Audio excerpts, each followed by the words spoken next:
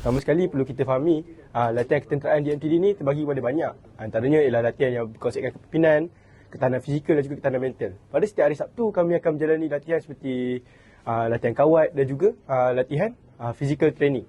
Dalam menjalani proses latihan ni, saya belajar banyak perkara yang membantu dalam proses akademik saya. Antaranya termasuklah dengan tidak mudah mengalah. Sebab apabila kita menjalani latihan ketenteraan, kita perlu menjalaninya bersama dengan rakan-rakan ataupun dipanggil di sini adalah konsep buddy-buddy. Melalui konsep ni, saya belajar untuk kita mencapai suatu objektif itu, kita tidak boleh mengalah terlalu cepat agar kita boleh mencapai suatu hasil. Contohnya apabila saya buat sebuah latihan yang sangat susah, contohnya seperti matematik tambahan, ia sangat membantu saya kerana saya tidak mudah mengalah untuk mencari jawapan kepada soal itu.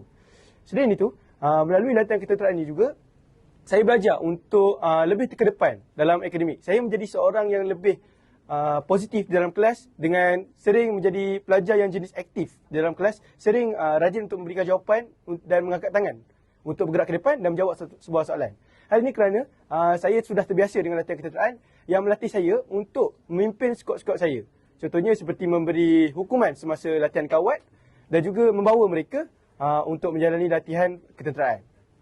Selain itu, latihan ketenteraan ini juga turut membantu saya dalam membina pengetahuan awam kerana di dalam latihan ketenteraan ini kita turut belajar tentang sejarah ATM, sejarah penubuhan Parlimen, sejarah penubuhan Angkatan Tentera Malaysia, dan ini sangat membantu saya terutamanya dalam subjek yang saya paling minati lah, iaitu subjek sejarah. Itu saja. Sekian, terima kasih. Kami akan support anak kami lah dari segi belajarnya, dari segi belajar dia.